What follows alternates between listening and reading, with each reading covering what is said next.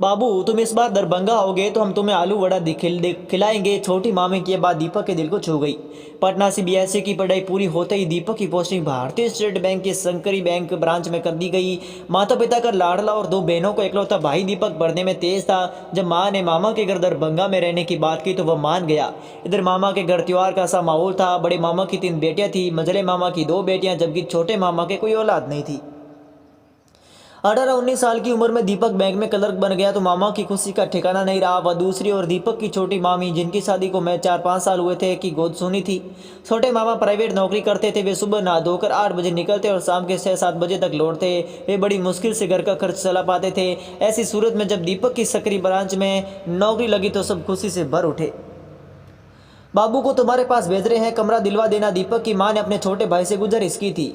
कमरे की क्या जरूरत है दीदी, मेरे घर में 2 कमरे हैं, वह यहीं रह लेगा। भाई के इस जवाब में बहन बोली ठीक है, इसी बहाने दोनों वक्त घर का बना खाना खा लेगा और तुम्हारी निगरानी में भी रहेगा। दोनों भाई बहनों की बातें सुनकर दीपक खुश हो गया। माँ का दिए सामान और ज़रूरत की चीज़ें लेकर दोपहर 3 बजे का चला। दीपक शाम 8 बजे तक मामा के यहाँ पहुँच गया। यहाँ से बस, टैक्सी, ट्रेन, सारी सुविधाएं हैं। मुश्किल से घंटा लगता है। कल सुबह चलकर तुम्हारी ज्वाइनिंग करवा देंगे। छोटे मामा खुशी चिचकती हुई बोले। आपका काम? दीपक ने अटकते हुए पूछा। अरे एक दिन छुट्टी कर लेते हैं, सकरी बाजार देख लेंगे। छोटे मामा दीपक की समस्या का समाधान करते हुए बोल उठे।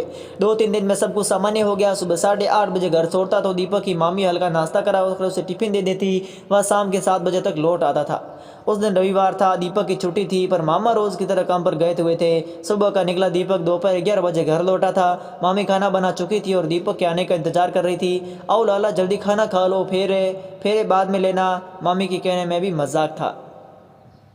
बस अभी आया कहते वह दीपक कपड़े बदल कर और हाथ पैर धोकर तौलिया तलाशने लगा। तुम्हारे सारे कंधे कपड़े धोकर सूखने के लिए डाल दिए हैं, मामी खाना परोसते हुए बोली।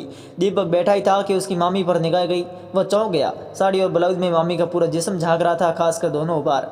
मामी ने वजह शर्माने के चोट कर दी। क्यों रे, क्या देख रहा है? देखना है तो ठीक से देखना। अब दीपक को अजीब सा महसूस होने लगा। उसने किसी तरह खाना खाया और बाहर निकल गया। उसे मामी का बर्ताव समझ में नहीं आ रहा था। उस दिन दीपक देर रात घर आया और खाना खाकर सो गया। अगली सुबह उठा तो मामी उसे बीमार बता रहे थे। शायद बुखार है, सुस्त दिख रहा है। रात बाहर गया था ना, थक गया होगा, ये मामी की आवाज़ थी।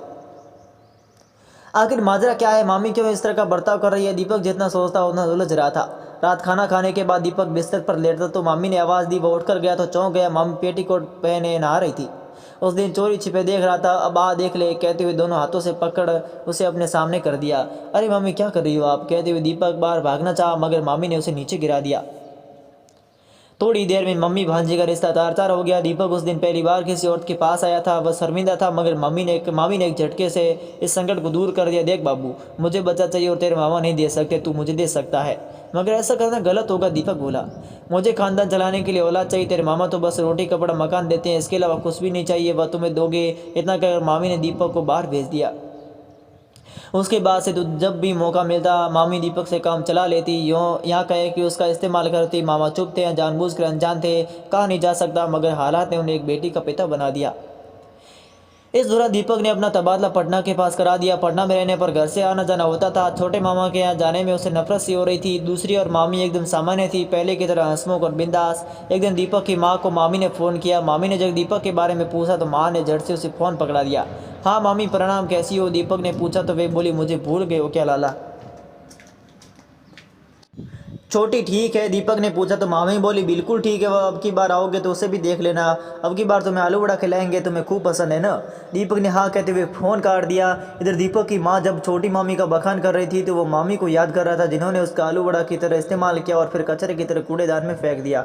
औरत का ये रूप उसे अंदर अंदर कचोट रहा था। मामी को बचा चाहिए था तो गोद ले सकती थी, यहाँ सरोगेट, मगर इस तरह इससे आगे वह सोच न सका। माँ चाय लेकर आई तो वह चाय पीने लगा, मगर उसका ध्यान मामी के घिनौने काम पर था। उसे चाय का स्वाद कसेला लग रहा था।